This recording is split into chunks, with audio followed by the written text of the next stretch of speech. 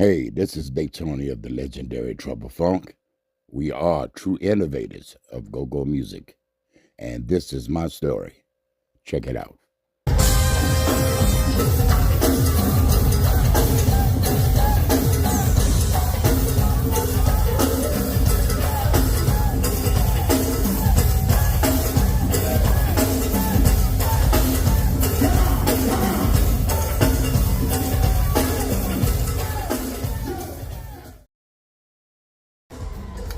How did I get started? Well, I actually picked up my first guitar at around 11 years old. Quick story. I used to live down here at 17th and T. And before then, I was living on Calorama Road, 1640. I still remember the address, 1640 Calorama Road. That was right across the street from the Calorama Road skating ring. And when we had moved from there, and then we moved to 17th and T. But all my friends were still up that area, so we used to go to Meridian Hill Park and hang out and whatnot. And I was on my way up there one day to go meet some friends, and there were some apartments up here on the, I forgot the name of the apartments, but they was on the left-hand side before you get to the park. And I noticed that there was a pile of stuff sitting out on the sidewalk, and people was going through it. Now, at the time, someone had gotten set out. I didn't know that's what it was. Someone had got evicted. You know, I was too young to know that at the time, but yeah, I've seen that a lot since then. but long story short, I saw a guitar over in the pile, and I picked it up, and I headed back down to the house. And I ran to the guy that actually owned the guitar. He was really pissed, man. He was pissed. He said, "Man, where you going with my guitar?" I said, "I found it in that pile, you know. I'm just keeping in mind, I'm just a kid, you know." So he was like, "Yeah, I can have you locked up, blah, blah, blah, this and another. Get my guitar back." I gave it to him. Scared as hell, man. And I started walking on down the hill. He called me back. He said, "Come here." I was debating on whether or not if I wanted to come, but I went back to see what he wanted. He said, "Here." He gave me the guitar back. He said, "Next time I see you, you better learn how to play this guitar. I'm taking it back." I went home and I just started playing this guitar, man. I just started, anything I heard, anything I saw, I just duplicated it, you know. I actually started playing the guitar. Fast forward, man, we moved to Southeast. My mom's was a single parent, and she was handicapped as well. She had a prosthetic leg. She was in an accident, you know, when she was around 18 years old before she had me, and she lost her leg in a car accident. So. And she worked 3 jobs trying to support us, 5 of us, you know. And she worked 3 jobs, man. She worked really hard to support all of us. And again, we got the opportunity to move to Southeast, and these projects, you know, low income housing, that's what they call it now. It wasn't much, but you know, hey, it worked for what, you know, for what it was worth. It worked out. So anyway, as time went on, man, I studied more, and I played more, and I practiced more. At the age, by the time I got to 15 years old, I was actually doing this thing for real. So I had my first professional gig, and again, I'm leaving a lot of stuff out, man, because I know we ain't got 3-4 days to tell the story. So so I was playing in this club called the Part 3. You know, and that's like, that was in 75. I was 15 years old. Had no business in the Part 3. But I was always big for my age, and they used to call me Big Youngin, you know. And I played at the Part 3 with a guy by the name of Johnny Barnes. And and he played stuff like Bobby Womack, Johnny Taylor, and Al Green. I had to learn these songs, man. You know, I had to learn these songs, and then also Dyke and I we grew up together, so you know we had some little side stuff before that we were doing in a band called 8000 BC. That's way way back there. You know, may he rest in peace. I miss that dude. But yeah. So by the time I got around 17, my name was buzzing. People, you know, my name was out there, and you know, people was actually starting to get interested in who is this guy called Tony Fisher. You know what I'm saying? One day, a guy by the name of Rio Edwards came over, knocked on my door, and asked me did I want to gig with a group called Trouble Band and Show. Trouble Band and Show was a top 40 R&B cabaret band at the time, and I wasn't really, you know, doing anything consistent other than with the Part 3, and you know that was okay, but I wanted something more. I wanted to branch out a little bit, so that was my opportunity. So I took them up on it, and Trouble Band and Show was gigging, man, on the regular. They was doing at least 2 cabarets a week. We did a lot of shows in Cambridge.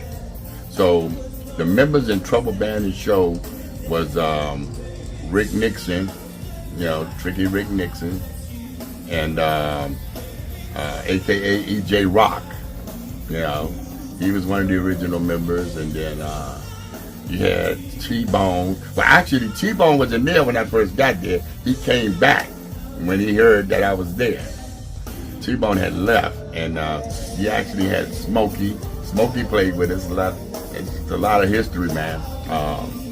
And a young lady by the name of Cece, and there was another young lady, I forgot her name, and a couple of other guys that you wouldn't know about, but it was a whole new thing. So fast forward, Dyke came about a week later, and he joined the band, you know, and then Taylor came shortly after that. So we used to practice at this place called the Carpet Shop off of Minnesota Avenue in Northeast.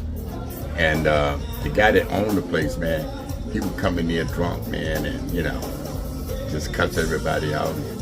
Yeah, I gotta get out my damn shop, you know, making all this damn noise. I'm tired. So one day Rio just got tired of it, cussed his ass out, and moved all the equipment out, put it on the truck. And we didn't have anywhere else to go, anywhere to practice. Now, shortly before that, we had played at this, we did a cabaret at this spot called the Club LeBurn. And that was out there in Palmer Park, Maryland. So the cabaret was from like about 8 till 11, 8 to 11 p.m. And I would always stay around and help Rio load the truck up. Everybody else would leave. You know, all the superstars, they leave. And then I would stay around, you know what I'm saying? And, you know, because I always had this thing about just making myself worth more than, than the average person. You know what I'm saying? It's like, I wanted to assure that I'm going to have my spot. So I would do extra. You know what I'm saying? I didn't know at the time that I was just setting myself up, you know, to be in a leadership position, because I found out later that's how you lead. You lead by example. You know what I'm saying? Something needs to be done. You don't ask nobody. You don't wait for nobody to ask you to do it. You just do it. You know. So after I helped Rio load the truck up and everything, went outside to get in my car, and I noticed there was a line the side of the building. All these people lined up. And I was like, wait a minute, the show is over, but what's all this, you know? I went back in and I talked to Ted Hawkins. Ted Hawkins was the owner of the Club LeBurn at the time. Ted Hawkins and there was another guy, I can't think of his name, Cliff Davis. And I said, hey man, what's going on? There's a line, the show is over. And he's like, nah, that's a whole nother show right there.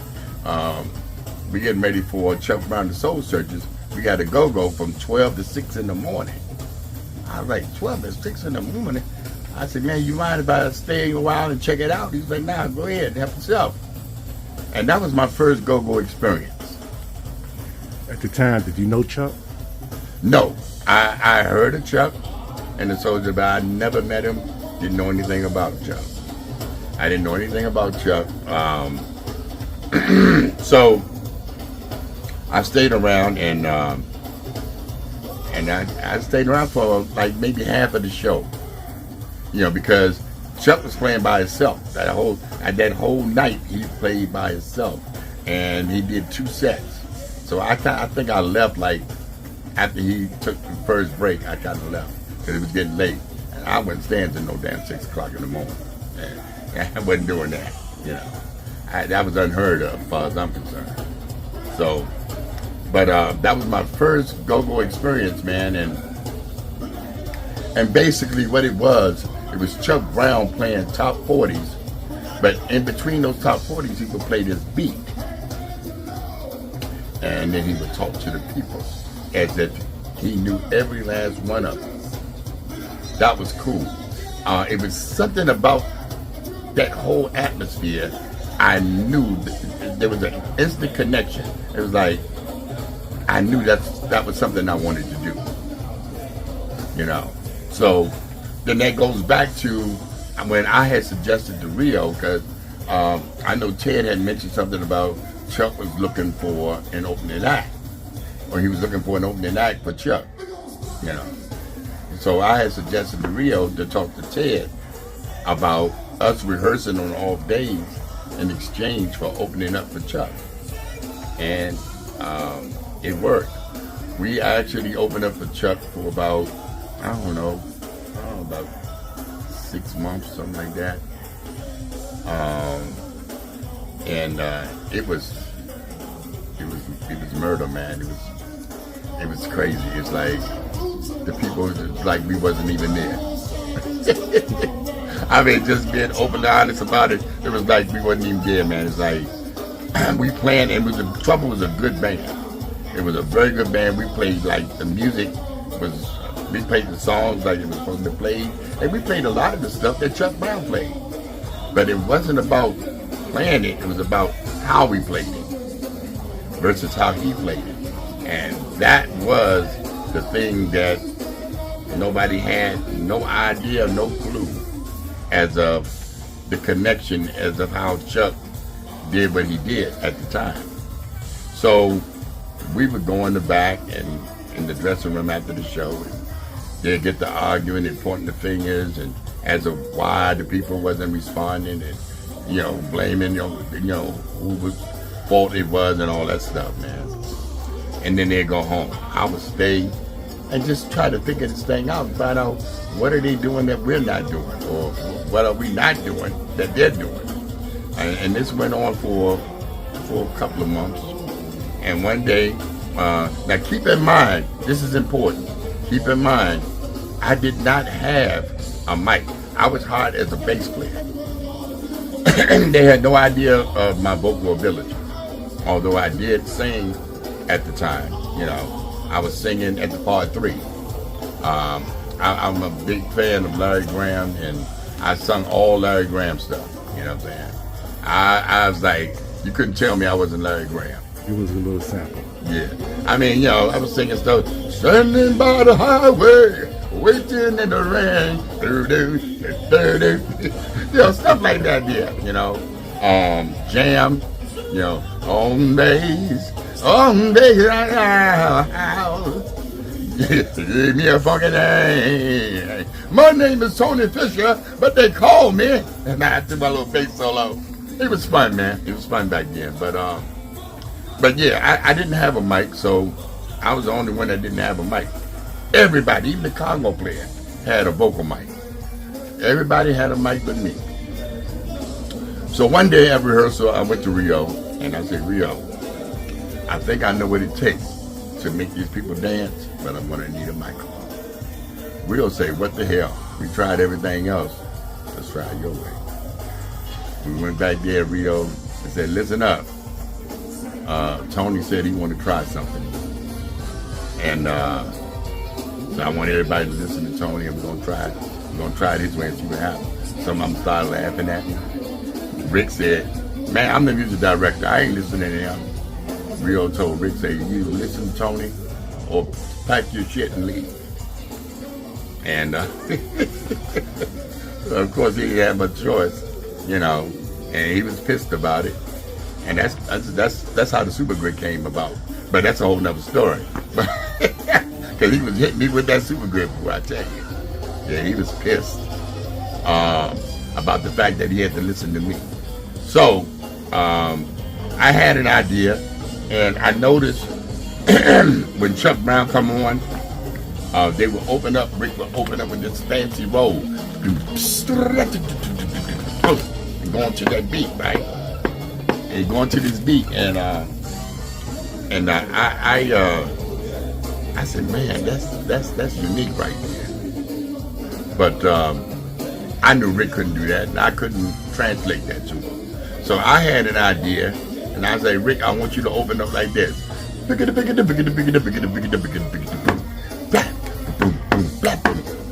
So I wanted to try something, a whole other beat, you know what I'm saying? But with that concept, the same concept. And that's where the first original song, Roll With It, was created. That Roll With It was created from that roll.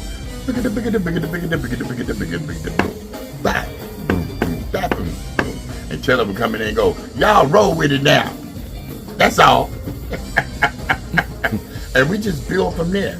Now what happened was, when we played that song that night, that Friday night, opening up with Chuck,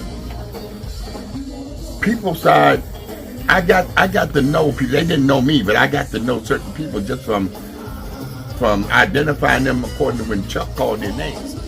So there was a lot of people I got to know that didn't know me.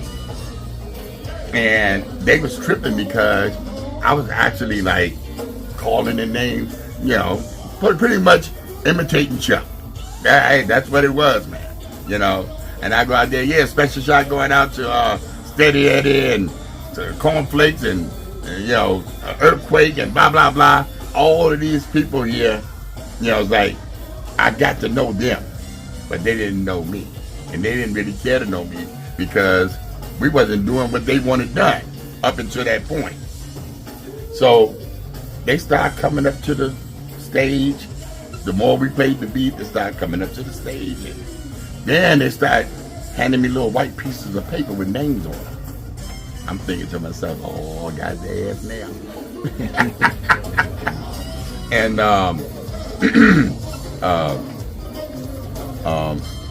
we got into the groove, man. We was like maybe 20 minutes into the groove.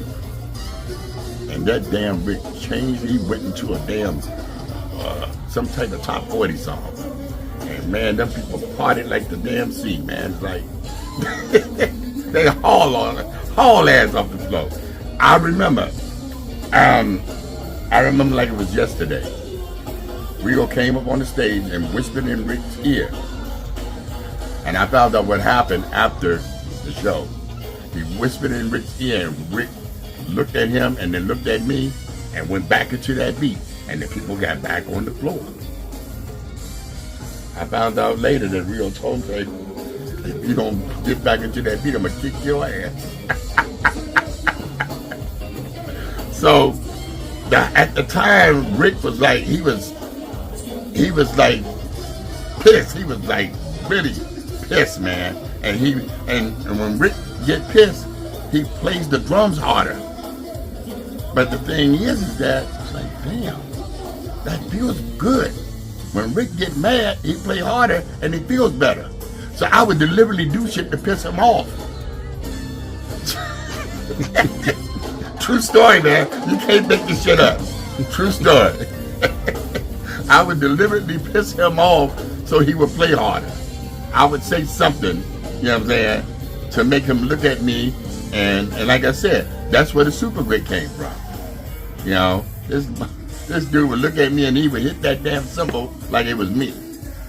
You know what I'm saying? So again, that right there was how it all got started. One day, Chuck Brown and they all traveled together. Like Chuck and all the guys, they would all come in around the same time. I don't know if they wait for each other outside or whatever, but they would all come in with their little backpacks and stuff. And Chuck Brown and John Buchanan and Curtis and all these guys, they all coming in, and they was looking around and they seen the people dancing and stuff, and they was like, checking it out. After the show, I seen Chuck talking to Ted. He said, I don't want them boys playing with me no more. They're trying to steal my music. And we wasn't trying to steal this music, man. We saw something was working, and we just wanted to take his blueprint and just try to elaborate on it. You know what I'm saying? Because it was working, and we wanted to be a part of whatever was working at the time. That's how we wind up playing go-go. That's how we wind up playing go-go. Busta Loose wasn't out, but he was. I knew Busta Loose was going to be a hit. Because he would actually play the music, like when he take a break or whatever. He would have to actually play the bridge, going into a break. And so he'd go, and that organ get the whining, and then he'd just groove off that and talk some shit, you know what I'm saying, off of the groove for a minute. And then just before he get ready to end it, he'd go, give me the bridge, y'all, give me the bridge, y'all.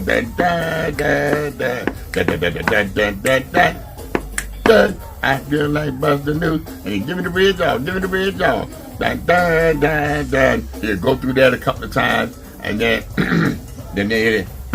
I feel like Busta News. And then he talk that shit, you know what I'm saying, like he do. Yeah, don't go nowhere, we're going to take 9 for wine, everything, come back and do it again, blah, blah, blah, right? Man, that dude right there, man, he was just so slick with it, so smooth with it, man. And yes, that was like Chuck Brown and Larry Graham.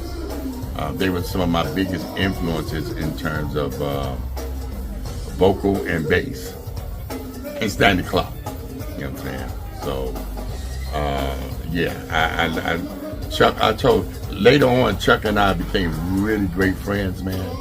And I told Chuck, I said, man, you was my teacher and didn't even know it. Because Chuck would tell me, say, man, I wish I could have got a hold of you back in the day. You know what I'm saying? When y'all did E-flat boogie, man, I could have really showed you some things, because the beef was never between the bands, you know what I'm saying? It was the management. You know what I'm saying? It's like, the management tried to make it seem like the bands was beefing, but we wasn't beefing with no bands. We wasn't beefing with nobody. It was the management that was beefing. And that kept us from, the bands from really, connecting. You know what I'm saying? Now, as far as competition concerned, yeah, it was always competition, man, but, it was healthy competition, I'm going to tell you, we brought out the best in each other. Trouble Funk, EU, Rare Essence, man, any of those bands get together, man, we brought out the best in each other. It's like, Rare Essence and Trouble EU, Rare Essence EU, and then you had Junk. Junk got in the mix a little later. You know what I'm saying? A little later on, Junk had came out in the mix, man, and Junk was pretty much.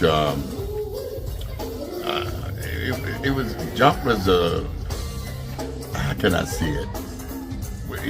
They were like a part of all of us. You know what I'm saying?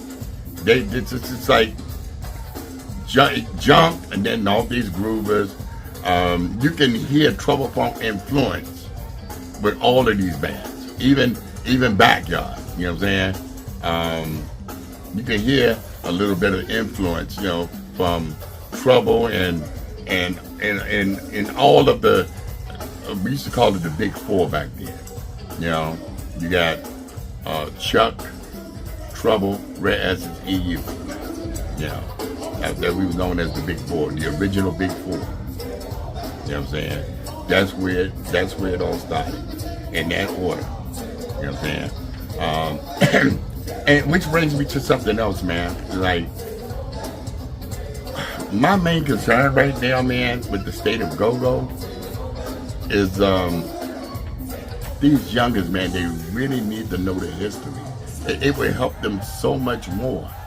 I believe it would help so much more if they just knew the history of, you know, where this thing started, why it started, how it started, you know what I'm saying, and what needed to be done, what was done to put them in the position that they're in now. You know what I'm saying? To do what they do. What do you think? What do you think about the bounce beat? Well, you know what? Honestly, when I first heard the bounce beat, I didn't like it. And I'm gonna tell you why I didn't like it. Because I didn't understand it. You know? Once I got to understand it a little bit, I learned to like it a little bit, and I'm gonna tell you why. As far as I'm concerned, TCB was the best to ever do the bounce beat. I think they're the ones that actually created the bounce beat, and if they didn't, I don't know for sure. So, and if they didn't, to me, they were the best to ever do it. You know what I'm saying? Let's shout out to Polo, may he rest in peace. But that guy was brilliant. Now, there were a lot of bands that came after, that I heard after TCB, and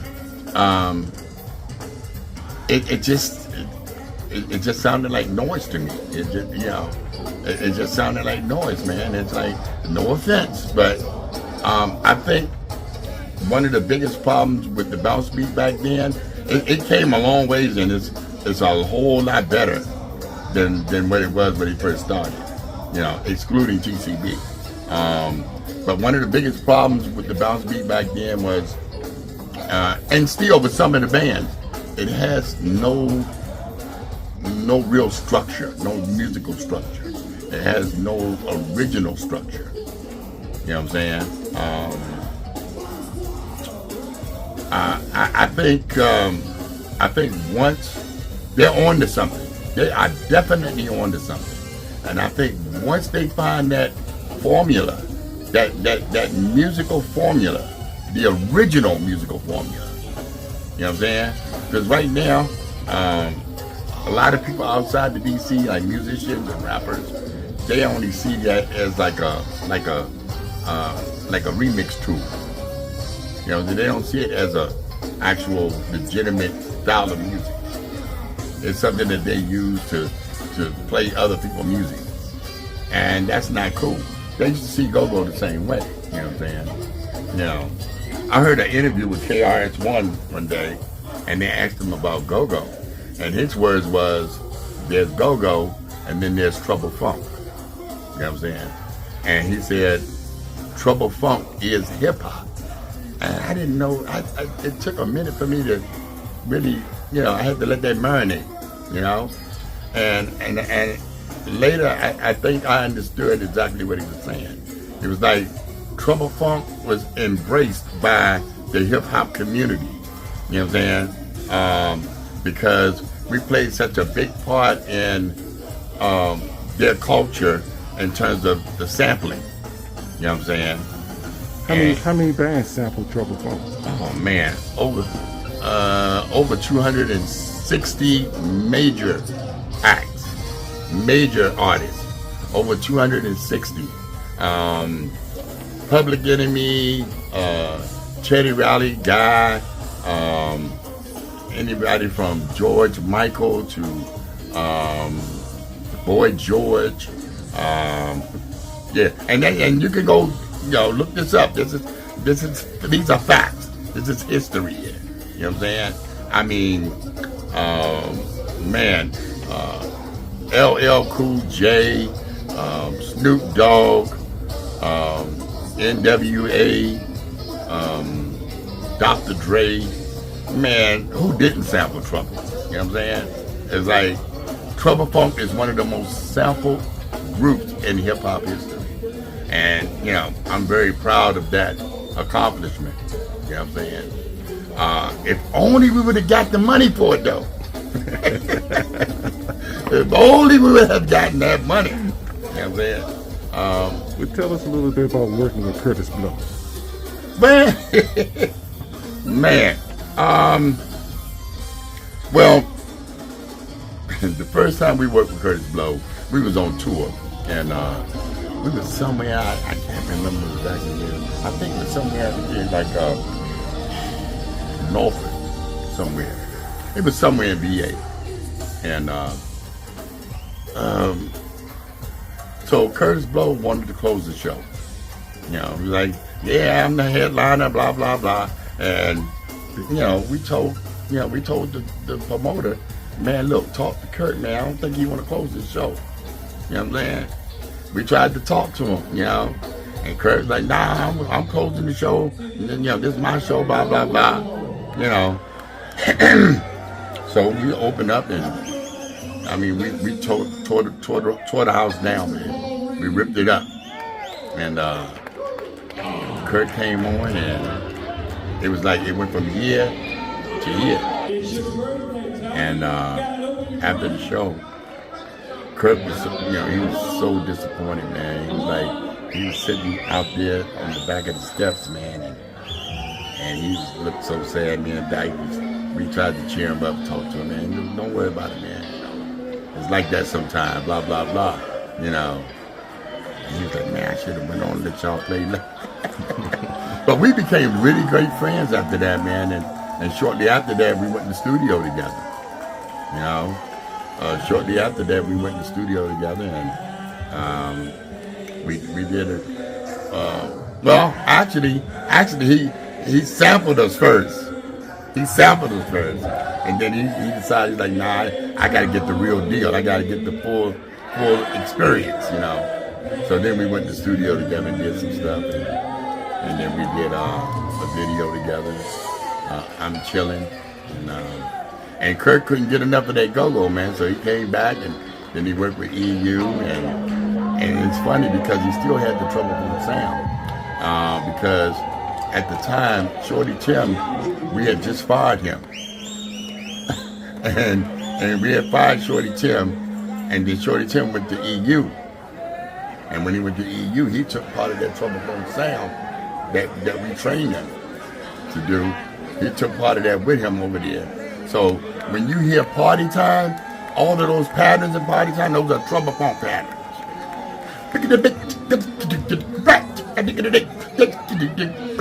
Yeah, all the little cowbell racks, all that stuff, that's Trouble Funk right there. All day, every day. You know what I'm saying? So this is history, man, that people need to know. You know what I'm saying? I got a book coming out, and a lot of this stuff is in my book. I got a book coming out next year in 24. It's called Big Tony in the World of Trouble. And it's just so much, you know, it's just so much. I decided to do the book because, again, it's something that was it's therapeutic for me, and it's also inspirational for a lot of people that I'm hoping that they can get something out of it. You know what I'm saying? To show that no matter what you go through, you can still come out on top. You know what I'm saying? Because trust me, man, as we speak, I'm still going through some shit. You know what I'm saying? Can I say that? Yes. I'm still going through some shit with my health, man, and I just thank God that I don't look like all the stuff that I've been through. You know what I'm saying? I actually got a surgery coming up soon, and y'all pray for me, man. Pray for a brother, because shit's real. You know what I'm saying? But you know, I know that nothing and nobody lasts forever. You know what I'm saying? Nothing and nobody lasts forever. But you know, my greatest fear, man, is leaving here before I get certain things accomplished. You know what I'm saying? There's certain things that I just, from a personal point of view, that I want to accomplish and go-go. You know what I'm saying? Just like I would like to be the first to, to win a Grammy. You know what I'm saying? I would like to be the first to do that. And I believe that if anybody could do it, Trouble Funk could do it. You know what I'm saying? Because right now to this day, Trouble Funk has recorded and have put more original material. Keyword, original material. We have more original material that's been released more than any other go-go band. Any. When I say any, and like I said, you gotta take my word for it, but do your research. Do your research. Trouble Funk, we're innovators. We have did things, man, that we was the first that nobody really talk about, nobody acknowledge. You know what I'm saying? That's a whole nother story right there by itself, man. But Trouble Funk, we was the first to release the very first go-go album live. Straight up funk go-go style. And I know anybody that goes back that far, you know what I'm talking about. That double album. Side A, B, C, and D. We was the first to do it. So just for the record, if you think that it was Chuck Brown, EU, Razor, no. I'm here to tell you now, Trouble Funk was the first to do it. We were the very first straight up funk go-go style. Everybody else came after that. You know what I'm saying? You think Trouble Funk get the respect from the people? No. No, I don't think Trouble Funk get the respect or the acknowledgement. And see, that's the thing. That's the thing that bothers me a lot, man. About this go-go thing, man. This go-go culture is like,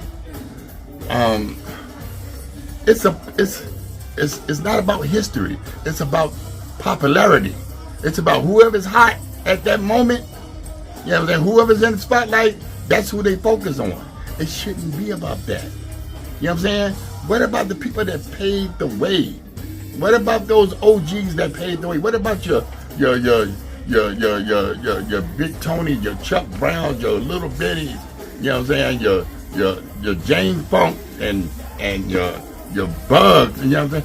These guys here, it's like some of them, you know what I'm saying? They get a little respect than others, but it should be done from a historical point of view, not a popularity point of view, man. You know what I'm saying? Listen, I'm going to tell you something. Man, I love Backyard. Big G, my nephew, man, I love him.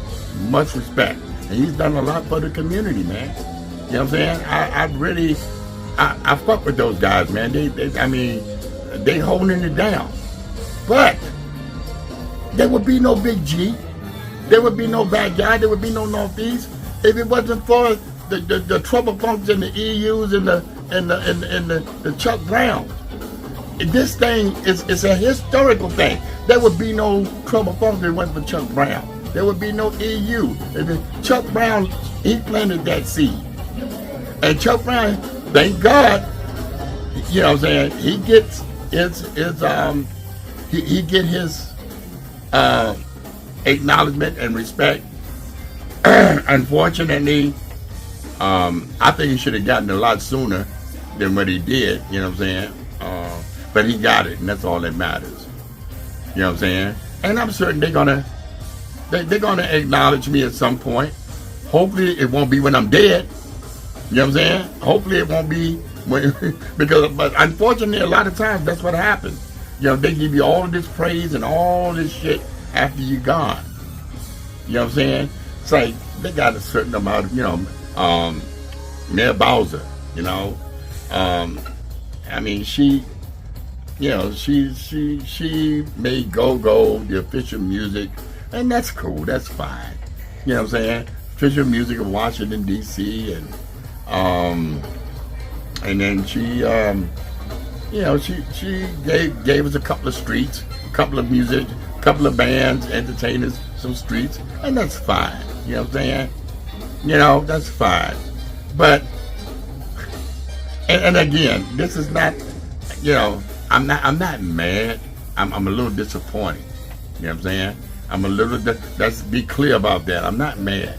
I'm a little disappointed, man, because she's giving Trouble Funk no acknowledgement at all. I mean, they, you know what I'm saying? It's like, we did so much for DC, man. You know what I'm saying?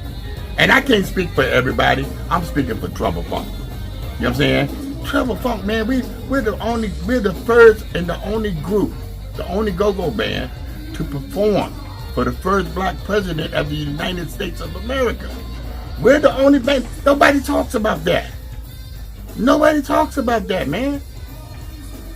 You know what I'm saying? It's like, we have 1.5 million views on Tiny Desk. 1.5 million views on Tiny Desk concert. That's big, man. Those are big accomplishments right there. We have 3 gold records, 2 platinums. Nobody talks about that. Nobody. We was the first to take go-go all around the world. Instead of them appreciating us and being proud of us, no, what they do? Oh, Trouble Funk, they sellouts, man. You know, they left us.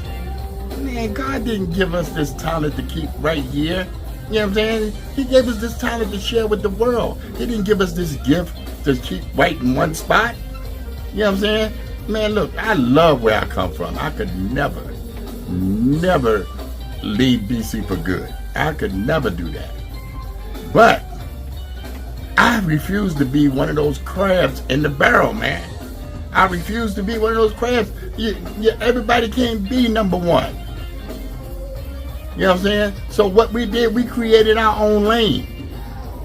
We created our own lane, and we try to stay in our own lane. You know what I'm saying? There's just certain places you're not going to see Trouble Funk perform. I mean, you know, hey, I don't have a problem with the other bands. That's your thing? Fine. You know what I'm saying? I know my audience. I know my target audience. So there's like certain places you're not going to see us perform. We're in our lane. And anybody that step in my lane, I'm going to crush your ass. Because that's my lane. I don't fuck with nobody's lane. If you create your lane, that's your lane. But you don't want to step in my lane. Because I'm very good at what I do. I'm very good at what I do. You know what I'm saying? I may not be the best, but I'm one of the best. You know what I'm saying? You know. So what do you think about the new Go-Go Museum?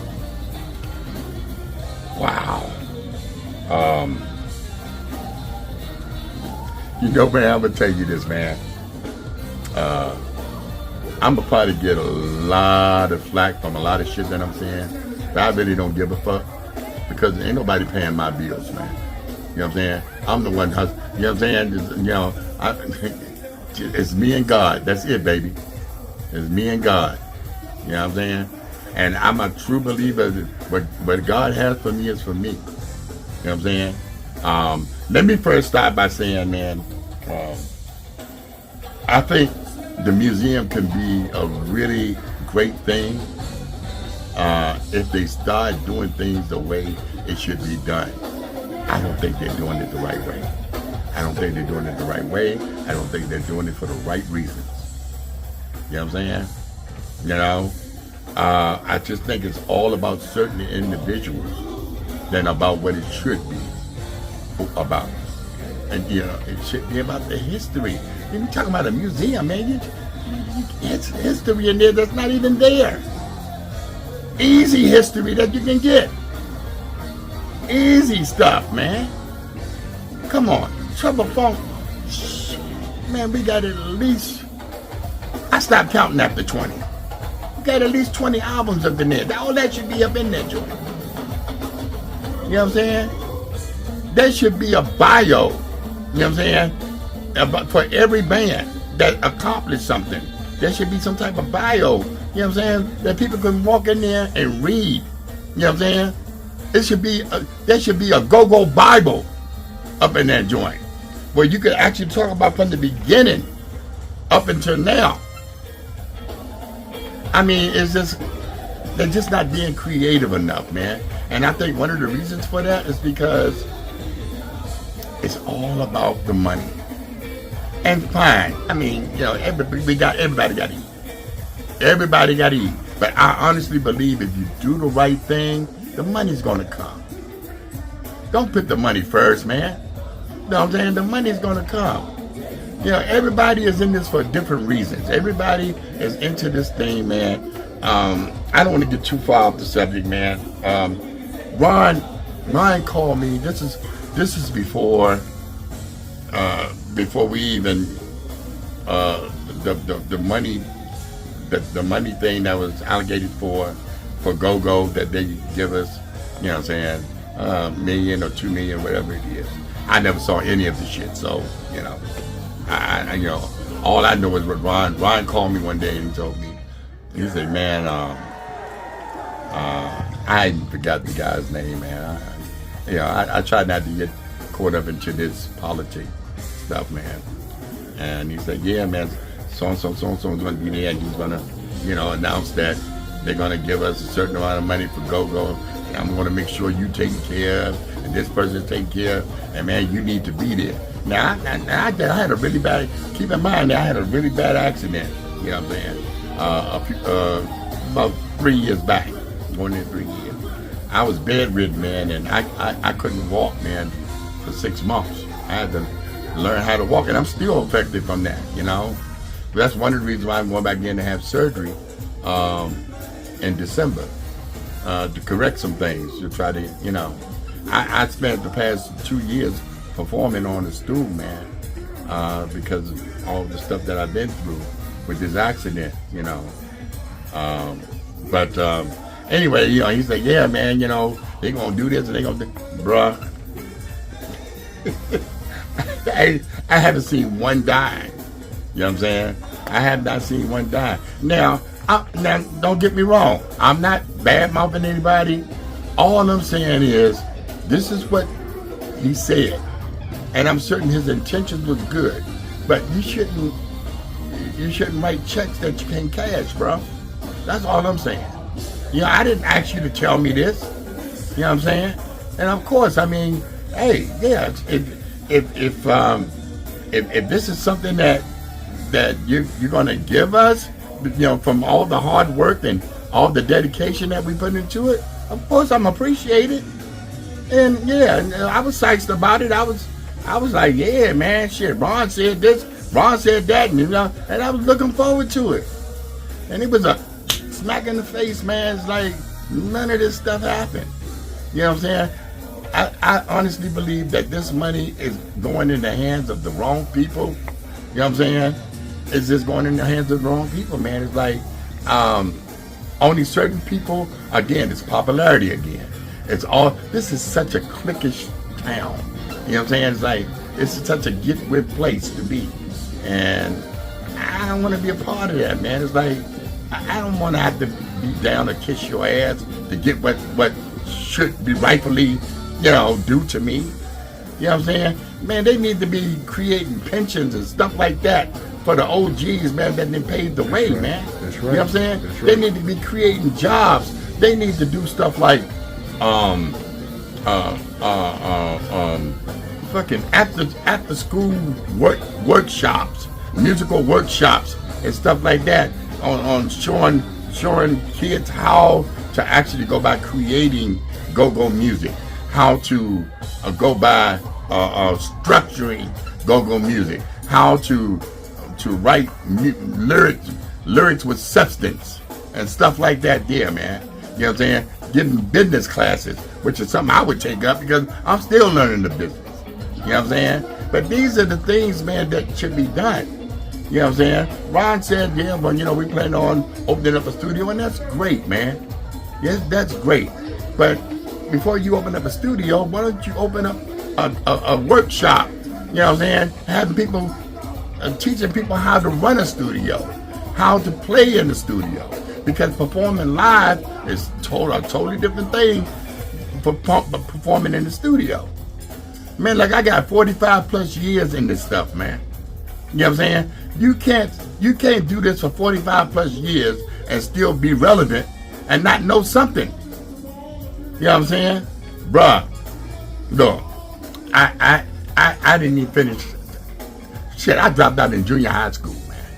You know what I'm saying?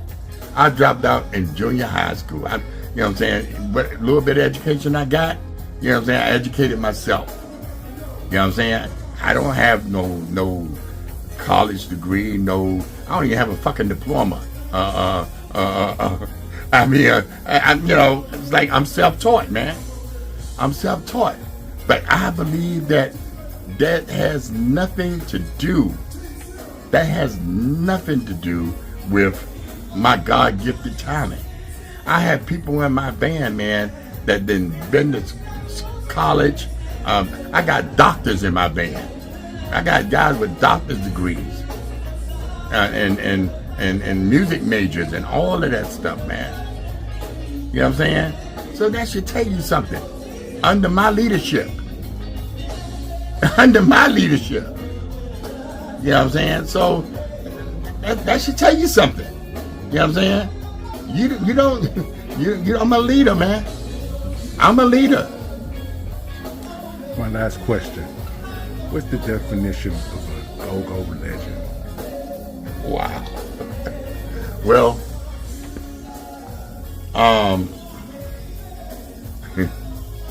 that's a deep question, man, because what I'm about to say, some people probably ain't gonna, you know, ain't gonna like it much. But there's just certain things I don't believe. Just like, and I'm gonna go off script for a minute before I answer that question. There's just certain things I just don't believe. I don't believe in any particular religion. You know what I'm saying? I don't believe in it. I'm a spiritual person. I don't believe in any particular religion because I believe that it was man-made, and anything that's man-made, you know what I'm saying, has nothing to do with God. So I'm a spiritual person. I do believe that every religion has its truths and its faults. But I don't believe in any particular religion. And I've studied a little bit of everything. You know what I'm saying? I've studied a little bit of everything. So, going back to your question, I don't believe there's no such thing as a go-go legend to the world. You know what I'm saying? Either you're a legend or you ain't. You know what I'm saying? I, for one, I don't consider myself a legend. I don't think. See, legends. You don't make yourself a legend. People make you a legend. You know what I'm saying? That's right. You know, that's not a title you give yourself. I hear so many musicians going around talking about, yeah, man, I'm a legend. You'll never hear that shit from me. You know what I'm saying? You know, I am whoever they say I am. You know what I'm saying? It's like, if that's how you, just like we was labeled, Trouble Funk was labeled the ambassadors of go-go. And one of the reasons why they gave us that label is because we were the first to take go-go outside of DC, around the world. So, I mean, hey, I embrace that title. I embrace it. You know what I'm saying?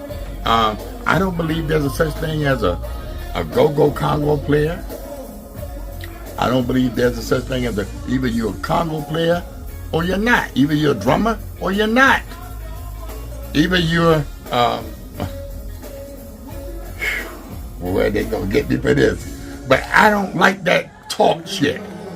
A lead talker. I don't like that. You know what I'm saying? And I've had talks with Chuck Brown. He don't like it either. He probably wouldn't say it as blunt as I would. But no, you know what I'm saying? You know, man, call yourself an MC or anything. You know what I'm saying? An entertainer. You know what I'm saying? I believe Funk would get upset if you called him a damn talker. Funk is an entertainer. You know what I'm saying? I think what happens, man, is that we refine ourselves, man, and put ourselves in this box and just have that frame of mind where this is ours, we're gonna keep it right here, you know what I'm saying? And you know, and we're not gonna compromise. But here, I'm gonna tell you something, man. I'm gonna tell you this right here. You got to learn how to play the game. You got to learn how to play the game, man. Because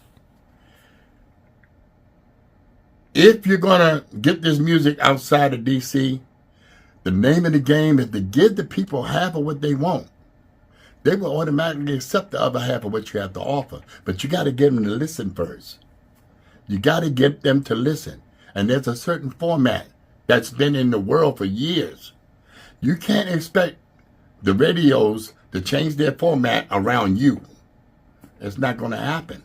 You have to find a way to fit your format into what they do. You have to find a way to find a happy medium. They did it with reggae. They did it with so many different styles of music. You got to find a way, man, to make it happen. You could be in the mix. It could be in the structure, but you got to find a way, because go-go is like uncut dope. It's like you can't digest it, man, on them airwaves, raw. Is you gonna OD on it? You know what I'm saying? You know what I'm saying? Now live, yes, man, that's the best experience in the world.